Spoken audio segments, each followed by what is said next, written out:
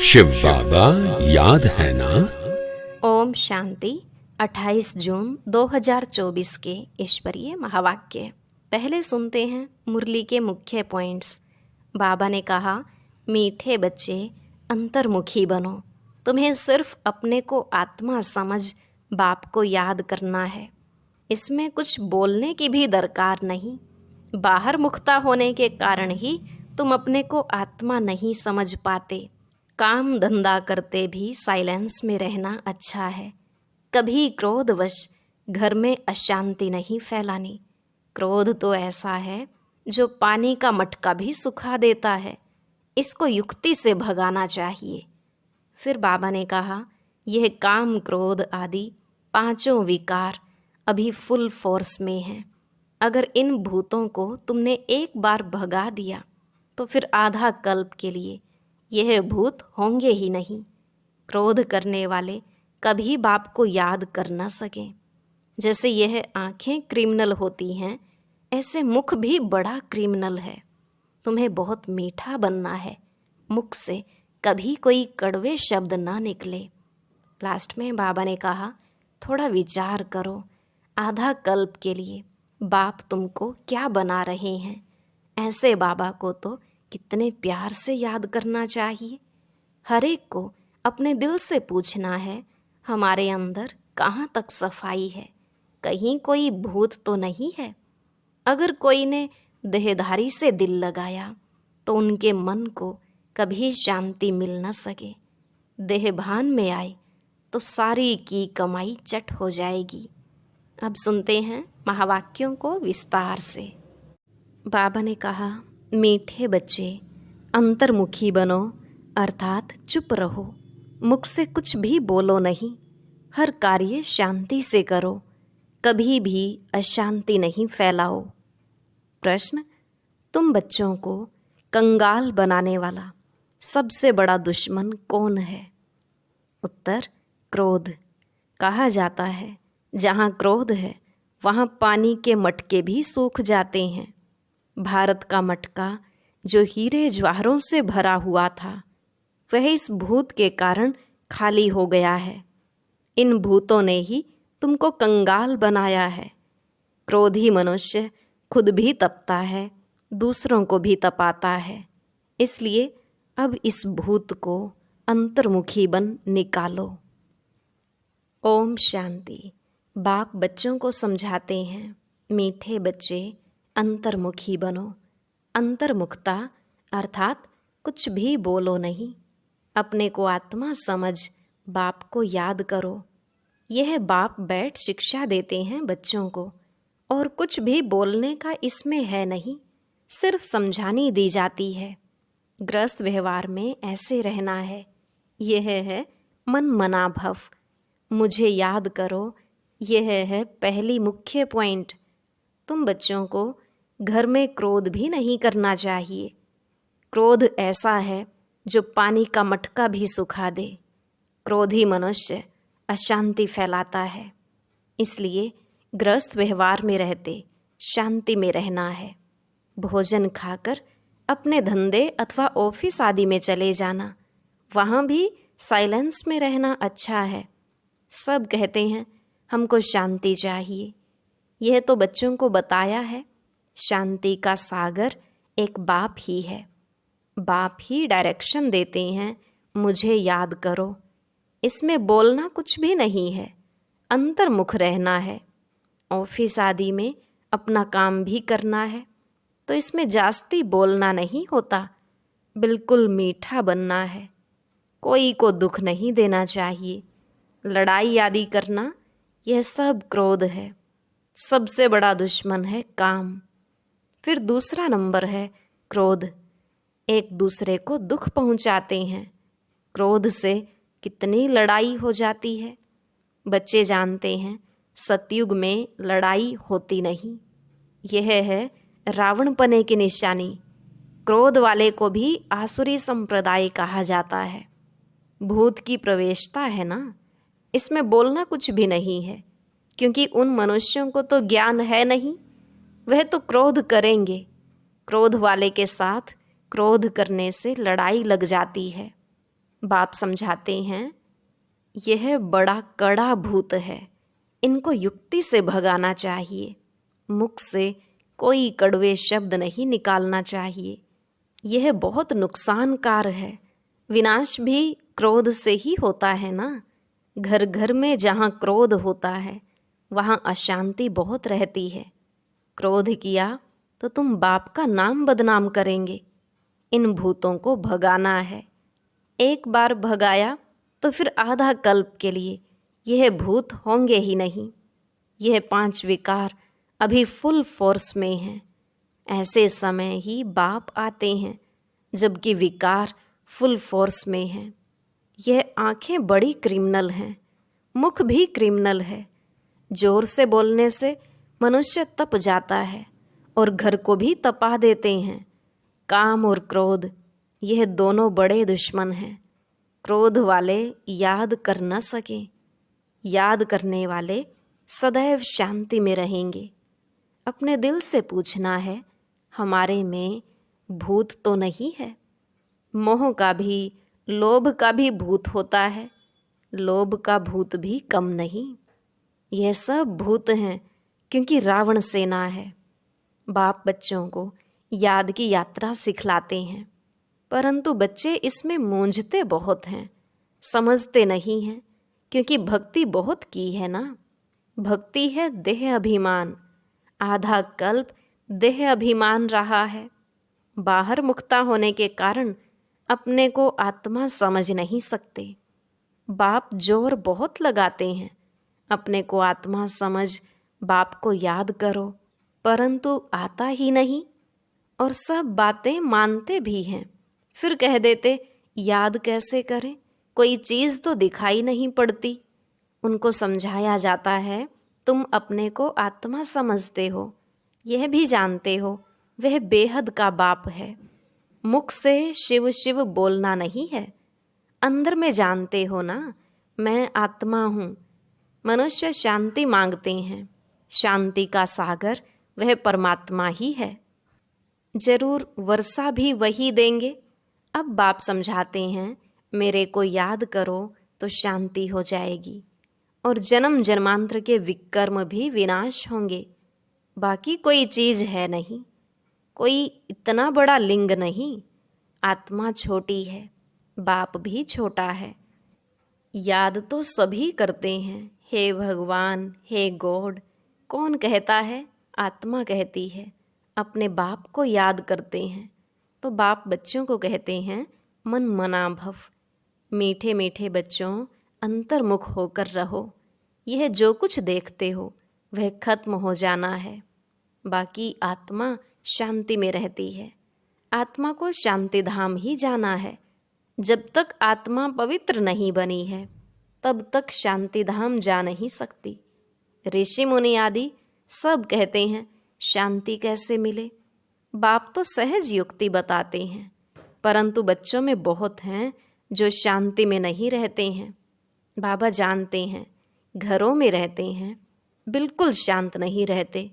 Centres पर थोड़ा time जाते हैं, अंदर में शांत हो बाप को याद करें, वह नहीं है। सारा दिन घर में हंगामा करते रहते हैं तो सेंटर पर आने से भी शांति में नहीं रह सकते हैं। कोई की देह से प्यार हो गया तो उनके मन को कभी शांति हो न सके, बस उसकी ही याद आती रहेगी। बाप समझाते हैं, मनुष्यों में है 5 भूत। कहते हैं ना, इनमें भूत की प्रवेशता है। इन भूतों ने ही तुमको कंगाल बनाया है। वह तो करके एक भूत होता, वह भी कभी प्रवेश कर लेता है। बाप कहते हैं, यह 5 भूतों की हर एक में प्रवेशता है। इन भूतों को भगाने के लिए ही पुकारते हैं, बाबा आकर हमको शांति दो, इन भूतों को भगाने की युक्ति बताओ। यह भूत तो सभी में है। यह रावण राज्य है ना, सबसे कड़ा भूत है काम क्रोध। बाप आकर भूतों को भगाते हैं तो उनकी एवज में कुछ मिलना तो चाहिए ना। वह भूत प्रेत भगाते हैं, मिलता कुछ भी नहीं। यह तो बच्चे जानते हैं। बाप आते हैं सारे विश्व से भूतों को भगाने। अभी सारे विश्व में सब में भूतों की प्रवेशता है। देवताओं में कोई भूत नहीं होता, न देह अभिमान का, न काम क्रोध लोभ मोह कुछ नहीं होता। लोभ का भूत भी कम नहीं। यह अंडा खाऊं वह खाऊं, बहुतों में भूत रहते हैं। अपने दिल से समझते हैं बरोबर हमारे में काम का भूत है, क्रोध का भूत है। तो इन भूतों को निकालने के लिए बाप कितना माथा मारते हैं। देह अभिमान में आने से दिल होती है भाकी पहनूं यह करूं, फिर कमाई सारी चट हो जाती है। क्रोध वाले का भी यह हाल है। क्रोध में आकर बाप बच्चों को मार देते हैं, बच्चे बाप को मार देते हैं, स्त्री पति को मार डालती है। जेल में जाकर तुम देखो कैसे कैसे केस होते हैं। इन भूतों की प्रवेशता के कारण क्या हाल भारत का हो गया है। भारत का जो बड़ा मटका था, जो सोने हीरों आदि से भरा हुआ था, वह अब खाली हो गया है। क्रोध के कारण कहते हैं ना, पानी का मटका भी सूख जाता है। तो यह भारत का भी ऐसा हाल हो गया है। यह भी कोई नहीं जानते हैं। बाप ही आते हैं भूतों को निकालने के लिए, जो और कोई भी मनुष्य मात्र नहीं निकाल सकते। यह 5 भूत बड़े जबरदस्त हैं। आधा कल्प तो इनकी प्रवेशता रही है। इस समय तो बात मत पूछो। भल कोई पवित्र रहते हैं, परंतु जन्म तो विकार से ही मिलता है। भूत तो है ना, 5 भूतों ने भारत को बिल्कुल कंगाल बना दिया है। ड्रामा कैसे बना हुआ है जो बाप बैठ समझाते हैं। भारत कंगाल बना है, जो बाहर से कर्जा लेते रहते हैं। भारत के लिए ही बाप समझाते हैं। अभी तुम बच्चों को इस पढ़ाई से कितना धन मिलता है। यह अविनाशी पढ़ाई है जो अविनाशी बाप पढ़ाते हैं। भक्ति मार्ग में कितनी सामग्री है। बाबा छोटेपन से गीता पढ़ते थे और नारायण की पूजा करते थे। समझ कुछ भी नहीं थी। मैं आत्मा हूँ, वह हमारा बाप है, यह भी समझ नहीं थी। इसलिए पूछते हैं कैसे याद करूं। अरे तुम तो भक्ति मार्ग में याद करते आए हो। हे भगवान आओ, लिबरेट करो, हमारा गाइड बनो। गाइड मिलता है मुक्ति, जीवन मुक्ति के लिए। बाप इस पुरानी दुनिया से नफरत दिलाते हैं। इस समय सबकी आत्माएं काली हैं, तो उनको गोरा शरीर कैसे मिलेगा। भल करके चमड़ी कितनी भी सफ़ेद है, परंतु आत्मा तो काली है ना। जो सफ़ेद खूबसूरत शरीर वाले हैं, उनको अपना नशा कितना रहता है। मनुष्यों को यह पता ही नहीं पड़ता है कि आत्मा गोरी कैसे बनती है। इसलिए उनको कहा जाता है नास्तिक। जो अपने बाप रचयिता और रचना को नहीं जानते हैं, वह हैं नास्तिक। जो जानते हैं वह हुए आस्तिक। बाप कितना अच्छी रीति बैठ तुम बच्चों को समझाते हैं। हर एक अपने दिल से पूछे कहाँ तक हमारे में सफाई है, कहाँ तक हम अपने को आत्मा समझ बाप को याद करता हूँ। याद के बल से ही रावण पर विजय पानी है।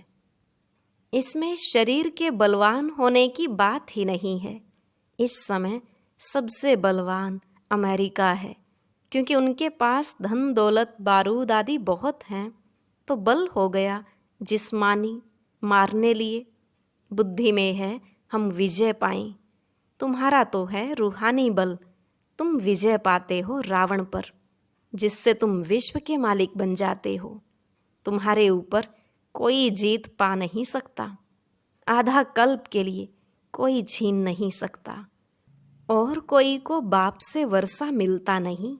तुम क्या बनते हो विचार करो। बाप को तो बहुत प्यार से याद करना है और स्वदर्शन चक्रधारी बनना है। वह समझते हैं स्वदर्शन चक्र से विष्णु ने सबका सिर काटा है, लेकिन इसमें हिंसा की तो बात ही नहीं है। तो मीठे मीठे बच्चों को बाप कहते हैं, मीठे बच्चे तुम क्या थे, अब अपनी हालत तो देखो। भल तुम कितनी भी भक्ति आदि करते थे, परंतु भूत निकाल नहीं सके। अभी अंतर्मुख होकर देखो, हमारे में कोई भूत तो नहीं है। कोई से दिल लगाई, भाकी पहनी तो समझो चट खाते में गया। उनका तो मुंह देखना भी अच्छा नहीं लगता। वह तो जैसे अछूत है, स्वच्छ नहीं है। अंदर में दिल खाती है, बरोबर मैं अछूत हूँ। बाप कहते हैं, देह सहित सब कुछ भूलो, अपने को आत्मा समझो। यह अवस्था रखने से ही तुम देवता बनेंगे। तो कोई भी भूत नहीं आना चाहिए। समझाते रहते हैं, अपनी जांच करो। बहुतों में क्रोध है, गाली देने बगैर रहते नहीं हैं, फिर लड़ाई चल पड़ती है। क्रोध तो बहुत खराब है। भूतों को भगाकर एकदम क्लियर होना है। शरीर याद भी ना आए तब ऊंचे पद पा सकते हैं। इसलिए 8 रत्न गाए जाते हैं। तुमको ज्ञान रत्न मिलते हैं रत्न बनने के लिए।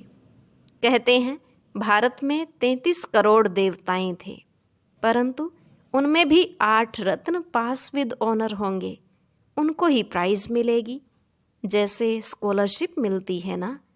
तुम जानते हो मंजिल बहुत भारी है, चलते चलते गिर पड़ते हैं, भूत की प्रवेशता हो जाती है, वहाँ विकार होता ही नहीं। तुम बच्चों की बुद्धि में सारे ड्रामा का चक्र फिरना चाहिए। तुम जानते हो 5000 वर्ष में कितने मास, कितने घंटे, कितने सेकंड होते हैं। कोई हिसाब निकाले तो निकाल सकता है। फिर यह जो झाड़ है उसमें भी यह लिख देंगे कि कल्प में इतने वर्ष, इतने मास, इतने दिन, इतने घंटे, इतने सेकंड होते हैं। मनुष्य कहेंगे यह तो बिल्कुल एक्यूरेट बताते हैं, 84 जन्मों का हिसाब बताते हैं, तो कल्प की आयु क्यों नहीं बताएंगे। बच्चों को मुख्य बात तो बताई है कि कैसे भी करके भूतों को तो भगाना है। इन भूतों ने तुम्हारी पूरी सत्यानाश कर दी है। सब मनुष्य मात्र में भूत जरूर हैं, है ही भ्रष्टाचार की पैदाइश। वहाँ भ्रष्टाचार होता नहीं, रावण ही नहीं है। रावण को भी कोई समझते नहीं है। तुम रावण पर जीत पाते हो, फिर रावण होगा ही नहीं। अभी पुरुषार्थ करो। बाप आए हैं तो बाप का वर्षा जरूर मिलना चाहिए। तुम कितना बारी देवता बनते हो, कितना बारी असुर बनते हो, उनका हिसाब नहीं निकाल सकते। अनगिनत बार बने होंगे। अच्छा बच्चे, शांति में रहो तो कभी क्रोध नहीं आएगा। बाप जो शिक्षा देते हैं उस पर अमल करना चाहिए। अच्छा, मीठे मीठे सिकिलधे बच्चों प्रति माता पिता बाप दादा का याद प्यार और गुड मॉर्निंग। रूहानी बाप की रूहानी बच्चों को नमस्ते।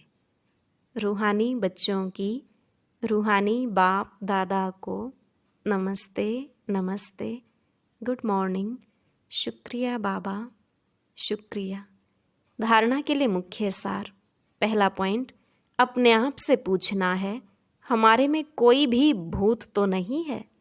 आंखें क्रिमिनल तो नहीं होती हैं। जोर से बोलने व अशांति फैलाने का संस्कार तो नहीं है।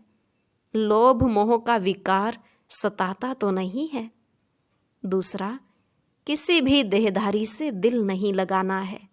देह सहित सब कुछ भूल याद की यात्रा से स्वयं में रूहानी बल भरना है।